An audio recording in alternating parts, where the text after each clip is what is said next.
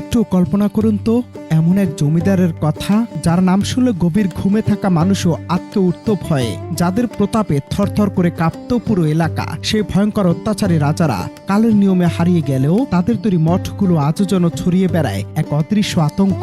শুনতে রূপকথার গল্প মনে হলেও চাঁদপুর জেলার ফরিদগঞ্জের ডাকাতিয়া নদীর কুল ঘেঁষে আজও কালের সাক্ষী হয়ে দাঁড়িয়ে আছে প্রায় ৭০০ বছরের পুরনো রহস্যময় লোহাঘর মঠ। দুই অত্যাচারী জমিদার ভাই লোহ এবং গহর এর স্মৃতি বিজড়িত এই প্রাচীন স্থাপনা ঘিরে লোক মুখে প্রচলিত আছে অসংখ্য গা শিউরে ওঠা বিস্ময়কর গল্প। ৭ শতাব্দীর প্রাচীন স্থাপনাকে ঘিরে থাকা গল্পগুলো শুনলে চোখ কপালে উঠবে যে কারো। জনশ্রুতি আছে এক ব্রিটিশ পরিবারের আগমন উপলক্ষে নিজেদের অগাধ ঐশ্বর্য জাহির করতে নদী থেকে নিজেদের বাড়ি পর্যন্ত পুরো ২০০ হাত রাস্তা নাকি খাঁটি রূপা আর আধুলি মুদ্রা দিয়ে বাঁধিয়ে দিয়েছিলেন এই দুই ভাই। শুধু তাই নয়, এই মঠগুলোর চূড়ায় নাকি শোভা পেত ২.৫ মণ ওজনের এক বিশাল স্বর্ণদণ্ড। কিন্তু কালের বিবর্তনে আর লোভী মানুষের হাত ধরে সে মহামূল্যবান স্বর্ণদণ্ড আজ শুধু ইতিহাস, রয়ে গেছে কেবলই ইট পাথরের এই বিশাল ধ্বংসাবশেষ। এবং আমি দাদাকে বললাম, আপনি কিরম দেখছেন, এটার উপরে কি আছিল, কি জানছে, আমরা তো অনেক কিছু শুনি। তো আমি এরকম শুনছি, এটার উপরে স্বর্ণের পাত আছিল, কুলা আছিল, আরো কয়েকটা ড্যাগের মতো সিস্টেমে আছিল, আর এই স্বর্ণের পাতটা ঘুরতো। আমি এরকম শুনছি বাতাস আইলে যেন ফ্যানের মতো ঘুরতো আর কি, এরকম আমরাও দেখছি। আপনার মাধ্যমে যেন সরকার একটু অনুরোধ রইলো, এই রাস্তা যেন একটু মেরামত করে যায়, মানুষ পর্যটক যেন আসলে সুবিধা হয়, হুন্ডায় আসে, গাড়িতে আসে।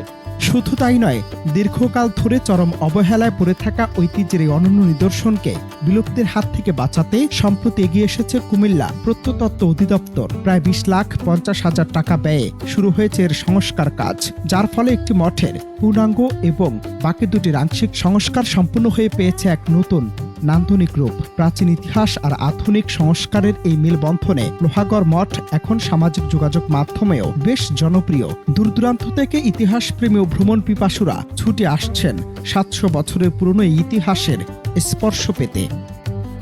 যখন ব্রিটিশ রাজপরিবার এখানে পরিদর্শনে এসেছিল, পরে তারা যে রাস্তা দিয়ে আসছিল ওই রাস্তা, তখন ওই দুই ভাই আপনার স্বর্ণমুদ্রা, তৎকালীন স্বর্ণমুদ্রা দিয়ে রাস্তাটা খণ্ডিত করছিল। পরবর্তীতে এটা এখন নিদর্শন হিসাবে নাই, যেহেতু এটা বিলুপ্ত হয়ে গেছে ডাকাতিয়া নদীতে। ওটার নিদর্শন হিসাবে, জমিদার বাড়ির নিদর্শন হিসাবে এই লোহাগড়টা স্থিতিস্বরূপ রাখা হয়েছিল। ঐতিহ্যবাহী আগের কিছু স্মৃতি আছে এই হিসাবে দেখতে আইসি। আইসা দেখছি মেন রোডের পরতনের ভিতরে ৩-৪ কিলো তলাকে রোডের অবস্থা তেমন একটা ভালো না। তারপর আশা নিয়ে আইসি, তো দেখতে দেখছি সবই ঠিক আছে, পরিবেশ যেগুলা দেখতে আইসি মানুষ যা বলছে সবই ঠিক আছে, শুধু রাস্তাঘাটের অবস্থা বেশি ভালো না আর কি, বেহাল দশা। কিন্তু নতুন রূপ পেলেও লোহাগড় মঠ কি পারবে দেশের অন্যতম প্রধান পর্যটন কেন্দ্র হয়ে উঠতে?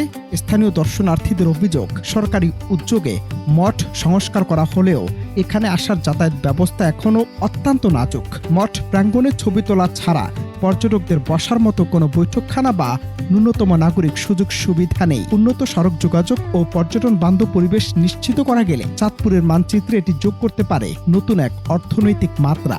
যদি এখানে আমাদের জন্য বসার জন্য কিছু করতে পারে, রাস্তাটা ভালো করতো, তাহলে আমরা আসতাম, আসলে বসতে পারতাম, বা আমাদের আসতে এখান দিয়ে রাস্তা ভালো থাকলে আমরা আইসা মজা পাইতাম, সবাই আসতে পারতো। কিন্তু এখন অনেকে মনে করেন যে আসবে বলেও মনে করেন যে রাস্তার কারণে আসতে পারতেছেন।